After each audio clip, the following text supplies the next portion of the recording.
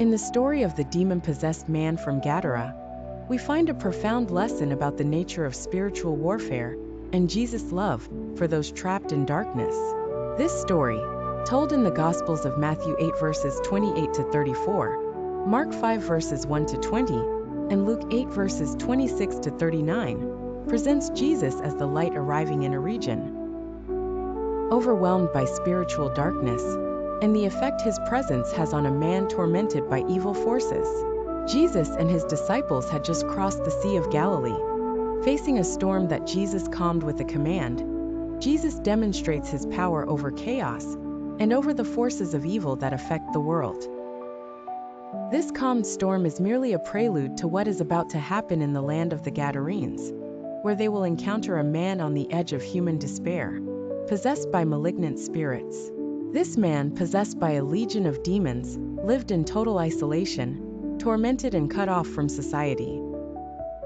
He was so violent and dangerous that people had tried to chain him and restrain him, but he broke the chains with supernatural strength. His desperate screams echoed day and night among the tombs and mountains as he cut himself with stones, in a desperate attempt to alleviate his torment. Seeing Jesus, the man runs towards him and falls at his feet. Man, trapped in his suffering, and the Son of God, bearer of truth, the demons recognize the authority of Jesus and cry out in despair. "What have I to do with you, Jesus, Son of the Most High God? I beg you by God, do not torment me." This cry of terror reveals that despite their great power, the demons cannot resist Jesus' authority. When Jesus asks, "What is your name?" he receives a telling response, "Legion, for we are many." Mark 5 verse 9, indicating the extent of the oppression this man was enduring.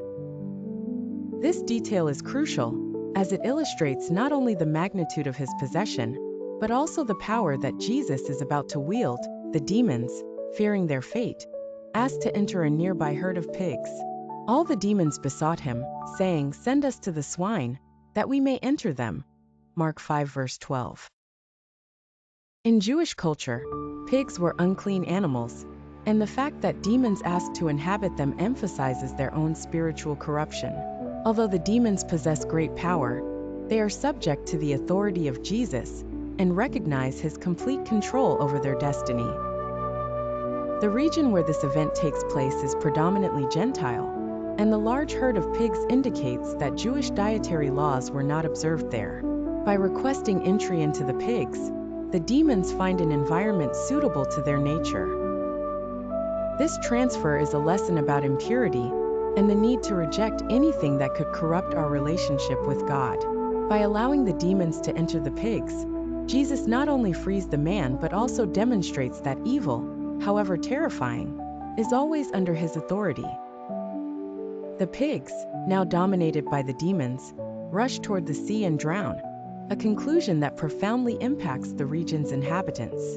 Instead of expressing gratitude for the man's liberation, the people ask Jesus to leave. Then they began to plead with him to depart from their region. Mark 5 verse 17. They see pigs as an economic loss and prefer material things to spiritual well-being, without recognizing the value of redemption. This spiritual blindness is a warning about the danger of ignoring love and compassion for others in favor of material things.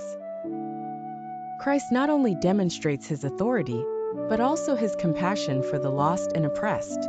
Jesus not only returns him to society, but also grants him dignity and freedom, giving him full life. Jesus is not only able to free captives, but is deeply compassionate toward those trapped in darkness. This is a reminder that no matter how far we have fallen, in Christ we can find redemption. Jesus does not allow the freed man to follow him, but tells him, "Go home to your friends and tell them the great things the Lord has done and how he has had compassion on you." Mark 5 verse 19. This act is not only a demonstration of power, but a testimony of Christ's unconditional love for the lost. Jesus repeatedly showed his willingness to seek and save the lost, fulfilling his earthly mission. For the Son of Man has come to seek and save that which was lost. Luke 19 verse 10. Jesus is always there to give us new life, a purpose, and a reason to live. Thank you for watching this video. If you found this message meaningful, we encourage you to subscribe and share this video. Successful, God bless you.